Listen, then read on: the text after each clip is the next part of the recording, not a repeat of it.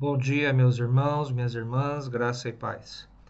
Estamos aqui para mais uma lição da nossa Escola Bíblica Dominical da Primeira Igreja Batista de Ponta Grossa.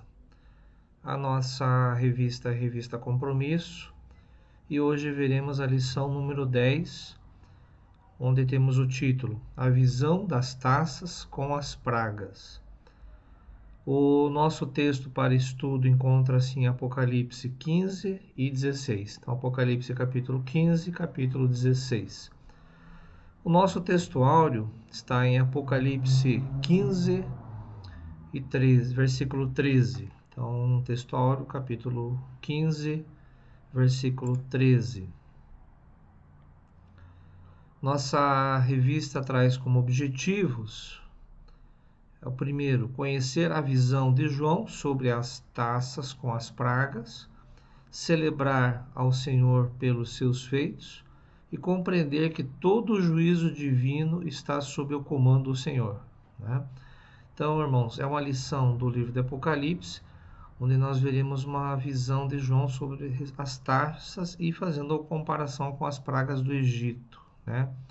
É uma lição com bastante intensidade, assim como todo o Apocalipse, com várias figuras, várias simbologias e também muita referência ao Velho Testamento. Mas nós vamos observar aqui que realmente o pleno juízo divino e que chegou a hora de que realmente será executado o juízo divino. Né? Então vamos estudar isto nessa nossa lição de hoje. O nosso texto áureo, ele encontra-se em Apocalipse 15, no versículo 3. Eles cantavam o cântico de Moisés, servo de Deus, e o cântico do Cordeiro, dizendo: Grandes e admiráveis são as tuas obras, ó Senhor Deus Todo-Poderoso. Justos e verdadeiros são os teus caminhos, ó Rei das Nações. Esse é o nosso texto áureo, que está em Apocalipse 15, 3, um texto bastante importante com muita relevância para o nosso estudo de hoje. Como introdução, meus irmãos, temos aqui João registrando a visão dos 7 anjos com as 7 taças da ira de Deus, ou, como alguns dizem, os 7 flagelos. Será enfatizado o juízo de Deus sobre a dureza do coração do homem. Essa narrativa nos mostra o derramamento da ira de Deus sobre os homens e a triste realidade que, mesmo diante do juízo divino, os homens continuam endurecidos, rebeldes e blasfemos. Essa visão registrada pelo apóstolo João nos mostra que ao longo da história Deus sempre enviava juízos parciais que avisavam sobre seu pecado. Né? Então, no caso que a gente faz uma referência às trombetas. Mas quando esses avisos são desprezados, então esse derramamento conclusivo de sua ira, né? Aí no caso as taças, que a gente vai estudar hoje. É uma ira sem mistura, sem oportunidade para arrependimento e que se torna completa no dia do juízo. Para compreensão, meus irmãos, vamos ler em Apocalipse 15, de 1 a 4. E vi outro grande e admirável sinal no céu, 7 anjos, que tinham as 7 últimas pragas, porque nelas é consumada a ira de Deus. E vi um como mar de vidro misturado com fogo, e também os que saíram vitoriosos da besta e da sua imagem, e do seu sinal, e do número do seu nome, que estavam junto ao mar de vidro e tinham as harpas de Deus. E cantavam o cântico de Moisés, servo de Deus, e o cântico do Cordeiro, dizendo: Grandes e maravilhosas são as tuas obras, Senhor Deus Todo-Poderoso. Justos e verdadeiros são os teus caminhos, ó Rei dos santos. Quem não temerá, ó Senhor, e não magnificará o teu nome? Porque só tu és santo. Por isso todas as nações virão e se prostrarão diante de ti, porque os teus juízos são manifestos. Apocalipse 15, 1 de 1 a 4. Então, irmãos, nós vemos aqui, onde João começa aqui no capítulo 15, escrevendo sobre uma cena inicial de um culto, né, que a gente leu aqui em 1 a 4, relembrando o culto ao redor do trono de Deus, já mencionado anteriormente, sobretudo na visão do trono de Deus.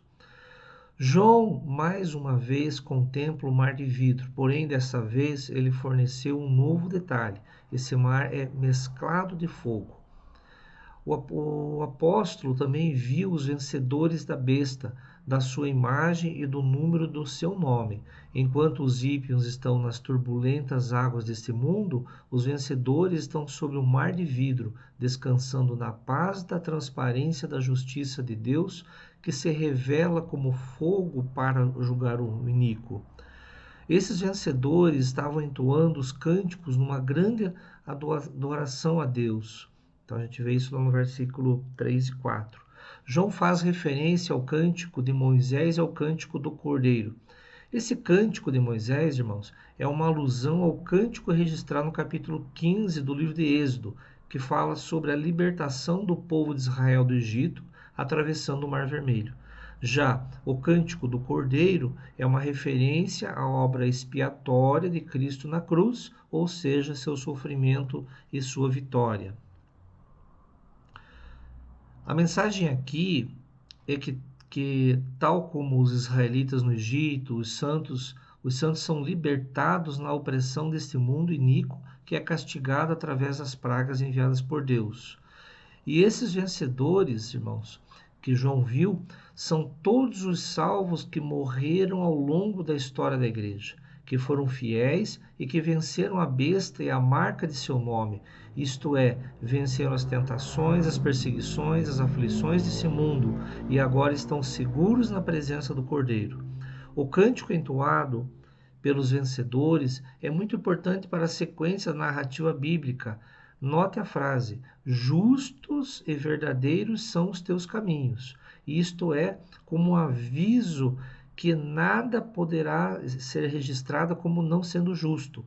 Os flagelos da ira de Deus mostrados a João refletem a sua justiça, são verdadeiros e corretos. É importante entendermos bem isso, irmãos, que está nesse versículo, né? O versículo 4 começa com uma pergunta muito interessante, meus irmãos. Quem não temerá e não glorificará o teu nome, ó Senhor? Em outras palavras, será que existe algum louco o bastante, sabendo que mesmo diante de toda a glória e grandeza de Deus, diante do furor do seu juízo, não lhe render glória? Mais à frente, irmãos, no capítulo 16, que a gente estudou o capítulo 16, a gente vai ter a resposta disso. Né? Será que alguém é louco para não louvar a Deus mesmo, presenciando a sua glória e a sua ira? Né? João enfatiza que as taças portadas pelos 7 anjos são os últimos 7 flagelos da cólera de Deus, ou seja, com o derramamento dessas taças vai se consumir a ira de Deus sobre o mundo. Como todo o livro do Apocalipse, irmãos, nesse momento também há um uso muito grande de referências a textos do Antigo Testamento. Além do cântico de Moisés que já vimos, as próprias taças se assemelham bastante com algumas pragas que castigaram o Egito. A gente vê isso lá no livro de Êxodo, capítulo 7. Eu vou ler um texto aqui, irmãos, de Apocalipse 15, de 5 a 8, que traz uma narrativa bastante interessante aqui para o nosso estudo. E depois disto olhei, e eis que o templo do tabernáculo do testemunho se abriu no céu. E os 7 anjos que tinham as 7 pragas saíram do templo, vestidos de linho puro e resplandecente, e cingidos com cintos de ouro pelos peitos. E um dos 4 animais deu aos 7 anjos 7 taças de ouro, cheias da ira de Deus, que vive para todo sempre. E o templo encheu-se com a fumaça da glória de Deus e do seu poder, e ninguém podia entrar no templo, até que se consumassem as 7 pragas dos 7 anjos. Então, texto lido em Apocalipse, visto em Apocalipse 15, do versículo 5 ao 8, irmãos. Ah, aqui nós temos, irmãos, o mesmo, a gente pode dizer, uma descrição da abertura do tabernáculo do testemunho. Aqui uma referência ao santuário que continha a arca da aliança, que guardava em seu interior o testemunho, ou seja, as tábuas da lei. Era o lugar da habitação de Deus com o seu povo. Isso a gente também encontra lá no livro de Êxodo, capítulo 25. A abertura do tabernáculo nos mostra que a ira a ser revelada é a ira do próprio Deus. O santuário aqui é o céu, é a morada de Deus. Os 7 anjos da visão saíram do santuário, ou seja, procederam da presença de Deus. Então, eles estão vestidos com vestes semelhantes aos sacerdotes. No Antigo Testamento, os sacerdotes eram uma espécie de intermediários entre Deus e os homens. Isso significa que esses anjos são representantes da ira do próprio Deus. O santuário então foi tomado de fumaça e ninguém podia entrar nele até que se consumisse os 7 flagelos dos 7 anjos. Isso também nos faz lembrar da passagem do Antigo Testamento, onde a glória de Deus tomava o tabernáculo, né? E de modo que ninguém poderia entrar no tabernáculo. Isso significa que no derramamento das taças não há mais possibilidade de arrependimento, não há mais possibilidade de intercessão. A ira de Deus está sendo manifestada e ele não irá parar até que seus propósitos sejam alcançados. Aqui o santuário está bloqueado, ou seja, o Deus irado tornou inacessível suas ternas misericórdias. Então, ou seja, não há mais chance de misericórdia nesse momento, irmãos. Entre os versículos 5 e 8 do capítulo 15 que nós lemos, temos a preparação das 7 taças que serão derramadas. É interessante notar a profunda ligação que há nessa narrativa com a descrição das 7 trombetas, no capítulo 8 e 11 do Apocalipse. A diferença entre as trombetas e as taças, basicamente, é que as trombetas advertem os homens acerca do juízo de Deus, e as taças consomem a sua cólera. As trombetas representam o juízo parcial, enquanto as taças mostram o juízo total. Para entendermos essa ideia de juízo parcial e juízo total, nas trombetas a destruição atinge apenas 1/3 da terra, do mar, dos rios, do sol e dos homens. Já nas taças a destruição atinge a totalidade, ou seja, os flagelos destroem tudo. Também é interessante notar a inversão que há entre as trombetas e as taças. De 7 trombetas, 4 se referem aos elementos naturais e 3 aos homens.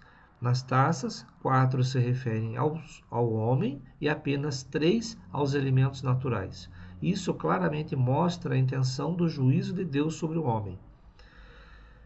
Se com as trombetas há o juízo acompanhado do convite do arrependimento, irmãos, com as taças não há oportunidade mais de se arrepender. As 7 taças mostram a ira de Deus sem mistura de misericórdia. Então, irmãos, temos que tomar atenção com relação ao tempo, porque há o tempo em que ainda temos o chamado de Deus para o arrependimento e para reconhecermos que Jesus Cristo é nosso único e suficiente Salvador. Haverá um momento em que isso não será mais possível, será o momento do derramamento das taças, onde a cólera, a ira de Deus cairá sobre aqueles que não aceitam a Jesus Cristo, não aceitam, são rebeldes, não aceitaram o amor de Cristo. É negar ao próprio Criador. Então não há o que se fazer nesse momento, não haverá mais o que se fazer nesse momento, irmãos. Pensemos e vamos tomar muita atenção com relação a isso, né? O derramamento das 7 taças. Vamos ler aqui então agora em Apocalipse 16:1. Eu vi vinda do templo uma grande voz que dizia aos 7 anjos: Ide e derramai sobre a terra as 7 taças da ira de Deus. Em Apocalipse, aqui que a gente leu, temos um relato do derramamento das 7 taças da ira de Deus. Enquanto os santos estão adorando o Deus Todo-Poderoso, os ímpios estão tomando do cálice da sua ira. É importante lembrar que a igreja é alvo das perseguições e tribulações promovidas pelo dragão e seus agentes, mas não dos flagelos, ou seja, as taças, não são derramadas sobre a igreja. As 7 taças são destinadas apenas aos homens que possuem a marca da besta, os adoradores da sua imagem. Damos agora, irmãos, o início ao significado de todas as taças. Então, a primeira taça, vamos ler lá em Apocalipse 16, 2. E foi o primeiro e derramou a sua taça sobre a terra, e fez-se uma chaga má e maligna nos homens que tinham o sinal da besta e que adoravam a sua imagem. Então, irmãos, a primeira taça é derramada sobre a terra. E os ímpios, os selados pela besta, são castigados com úlceras malignas e perniciosas. Estes homens atingidos não são apenas um grupo de pessoas no fim dos tempos, mas são todos os incrédulos que serviram a besta durante toda sua dispensação. Aqui João está descrevendo a dor da aflição do homem sem Deus. São castigados com úlceras malignas e perniciosas, ou seja, é algo terrível e muito doloroso. A segunda taça, lemos lá em Apocalipse 16, 3. E o segundo anjo derramou a sua taça no mar, que se tornou em sangue, como de um morto, e morreu no mar toda a alma vivente.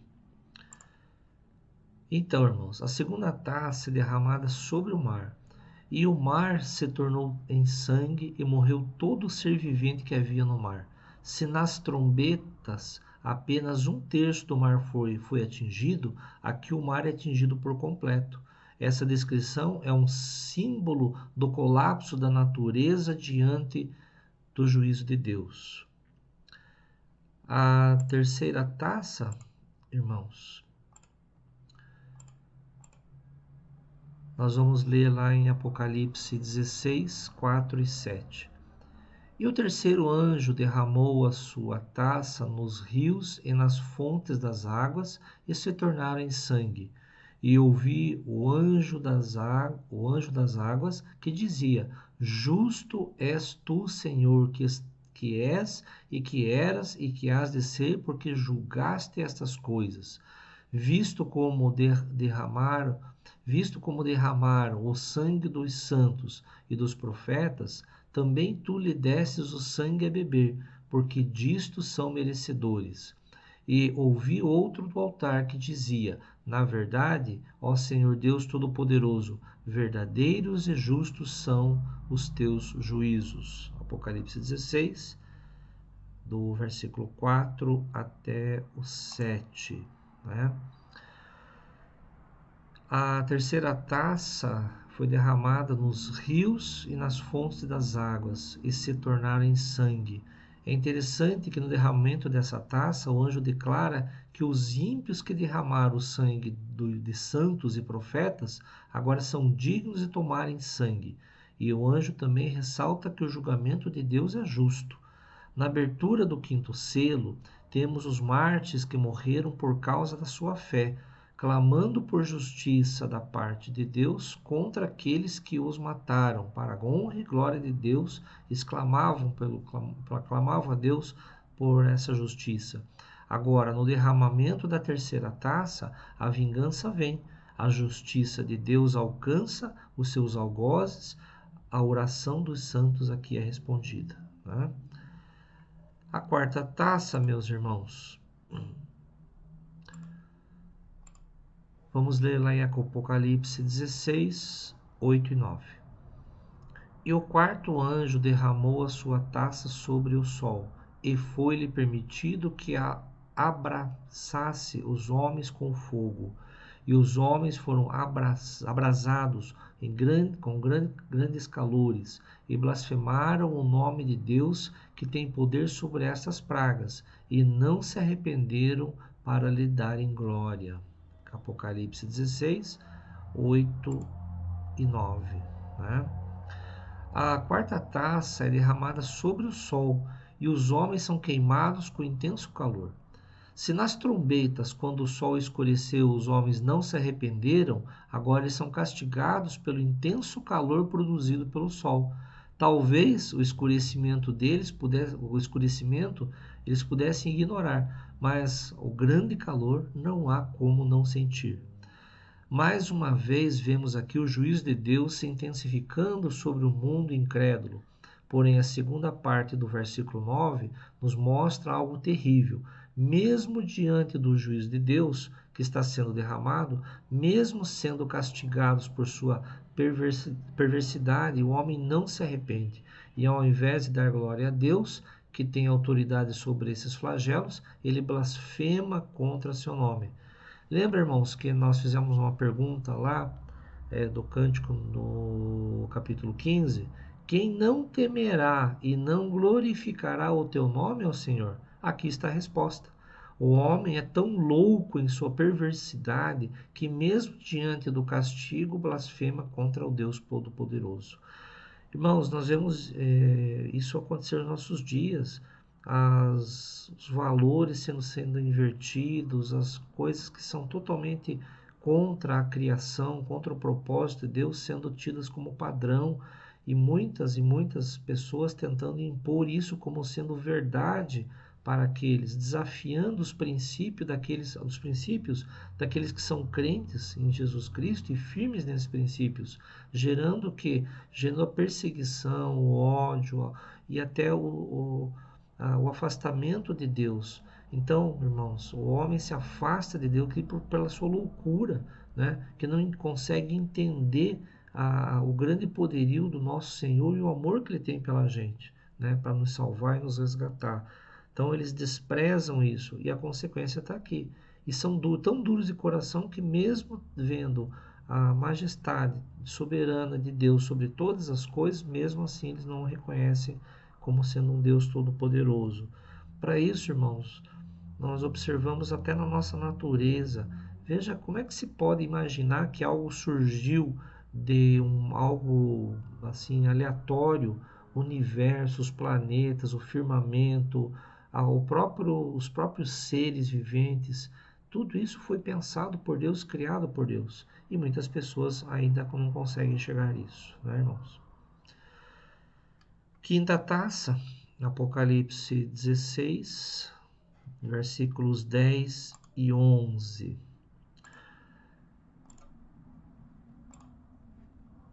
E o quinto anjo derramou a sua taça sobre o trono da besta, e o seu reino se fez tenebroso, e eles mordiam as suas línguas de dor. E por causa das suas dores e por causa das suas chagas, blasfemaram do Deus do céu, e não se arrependeram das suas obras. Apocalipse 16, versículo 10 e 11. Né?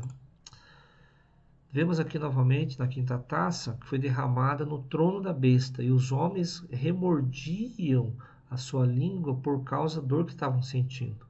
O trono da besta é o centro do governo anticristão. Esses versículos nos fazem lembrar da oração do profeta Abacuque, quando ele se recordou do êxodo e de como Deus livrou seu povo do domínio de Faraó. Então Abacuque orou dizendo que quando o Senhor sai para livrar o seu povo, ele fere a cabeça da casa do ímpio. Abacuque capítulo 3, 12 e 14. Quando a sede do poder da besta é atacada, o sistema humano entra em colapso e os homens incrédulos se desesperam, são tomados por angústias e mordem a língua de tanta dor. Perceba a conexão entre os flagelos. Aqui no quinto flagelo, quinta taça, os homens sentem a dor das úlceras do primeiro flagelo. Aqui João até parece descrever a história da queda de cada grande império que já existiu. O sistema humano que governa sob a influência dos poderes satânicos e de certa forma até parece invencível, cai de forma patética quando o cálice da ira de Deus é derramado.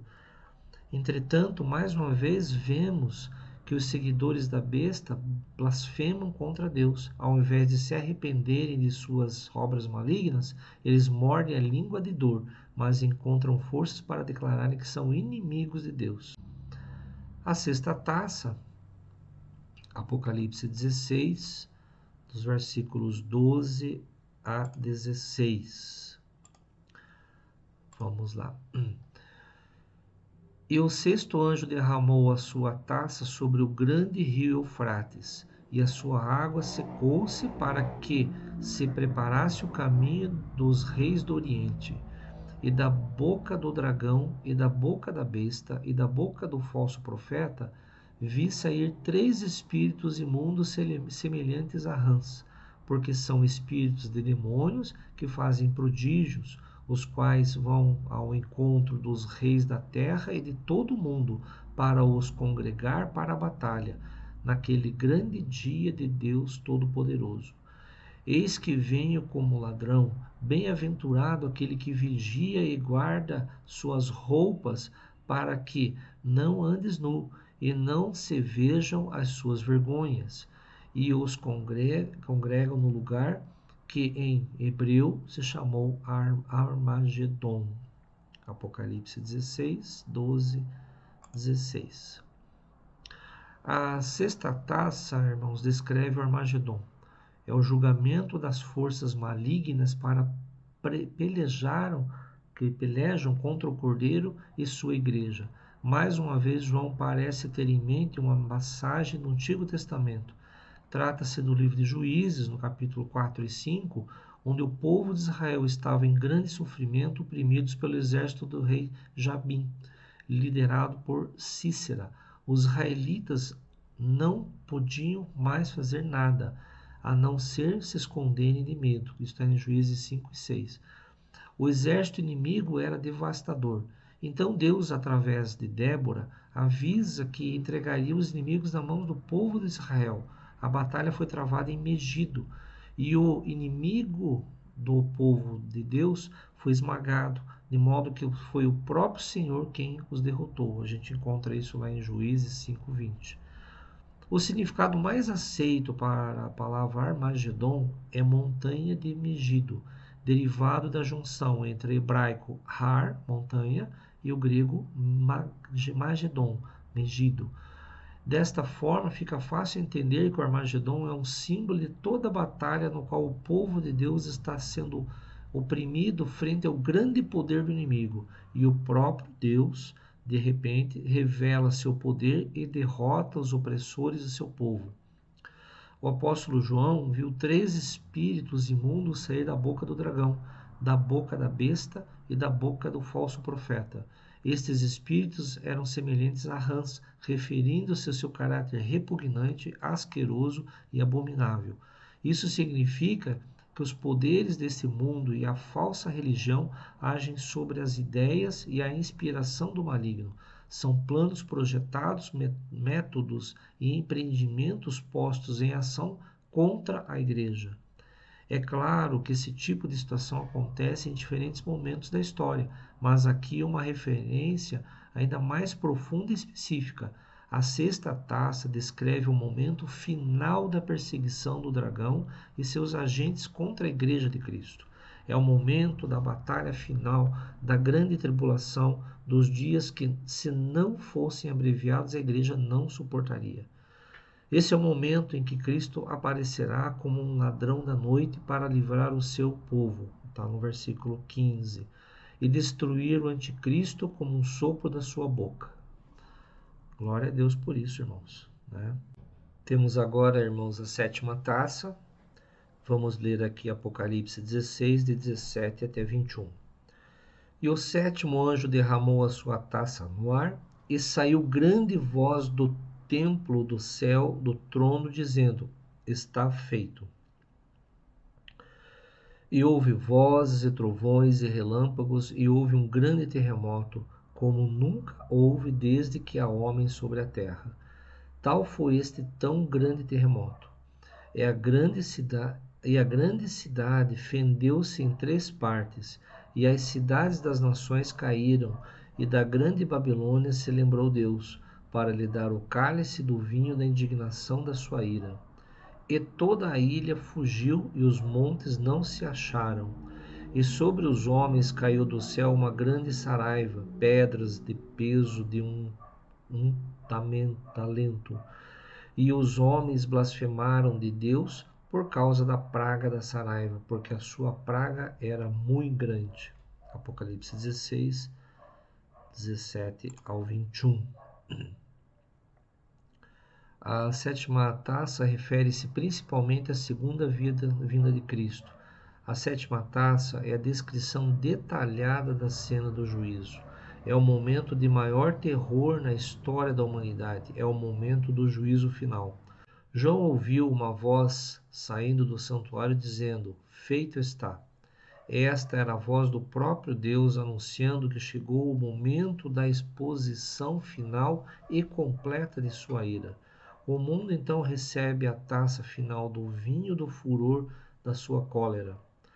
João então descreve a destruição do mundo. A grande Babilônia é despedaçada e o império do anticristo é destruído. Todas as cidades e nações são arruinadas, todas as ilhas fogem, os montes não se encontram e as pedras desabam do céu. Tudo isso representa o terror do dia do juízo de Deus para o iníquo. A sétima taça é a conexão onde finda-se o tempo e a história e inicia-se a eternidade, onde extinguem-se os céus e a terra e surgem novos céus e nova terra, irmãos. Aplicação para a igreja de hoje.